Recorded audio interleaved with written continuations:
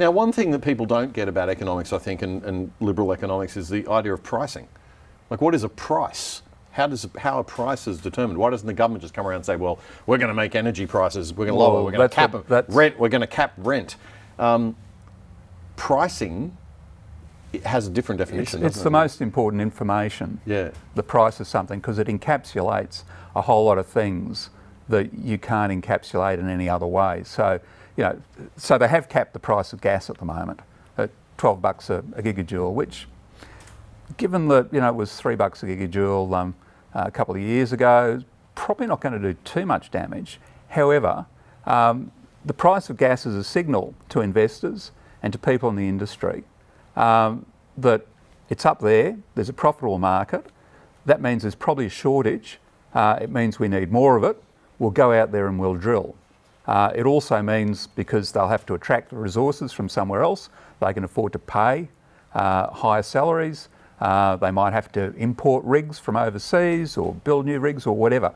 So it's very important. And then when it's really low, when it's below the cost of production, that's a signal that, hey, stop doing all that drilling. It's not profitable. Yeah. But I'm talking about like people not understanding where prices come from. I mean, I think a lot of people in the world think, and I did for the first 20 years of my life, thought that prices were made up by somebody. Pricing is actually the result of what the market's prepared to pay for something versus what the market's prepared to produce it for. Yeah. So it's the demand and the supply, right? It's the. Sorry, I don't like that phrase market, because in most cases there isn't a market as, say, a stock market. You can sort of see it's got rules, blah, blah, blah. Fruit market, you can see it. The market's really just a sort of aggregation of people, individuals like you and me, making decisions. And you might have an old TV and I might be looking for a second one at home, and you might think, well, if I take this to the dump, I'm going to lose my Saturday afternoon. I've got vouchers, I've got petrol, and I say, look, I'll give you $50 for it. You say, yeah, fine, done. Whereas it might actually have a value to someone else who doesn't, who's got a business of recycling it or whatever, or has a free Saturday afternoon. I'll go to the dump. So no, mate, it'll be $250. So there's no kind of real market there. It's just what kind of suits us. Right. And prices are interesting because they can often settle at what they call an equilibria. Yeah. And it can be different in different countries. Yeah. Even under the same conditions, because people just okay, that's what we've got to spend for that. Yeah. Because things are made up of the ingredients, the resources that go into them, but they're also made up of a whole lot of other things that are flexible. Yes, that's right. And economists and central planners think that they can work all that out. That's right. Predict it. And this is the perfect price. You might have a different idea of what's value to you and what's value. And so if we can negotiate and do a deal, then that's right. Then away you go. So leave it alone. Yeah.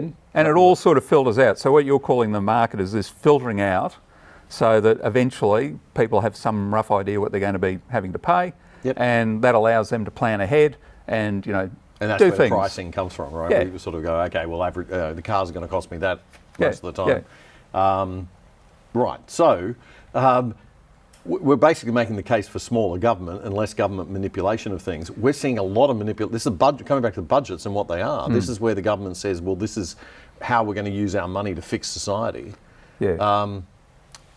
And you expect that a Labor government, being left-wing, is going to believe in bigger government, more centralised control, and that they extract efficiencies from that, and that therefore they're going to be the ones who are best to determine where all this money goes. Yeah, I wish that were true, it's because they're Labor.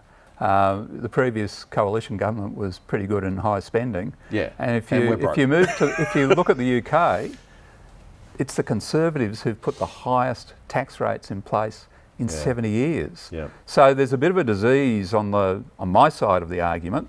So people like me obviously aren't doing a good enough job. That these politicians are getting in there and they're brokering deals that are too easy for the common good.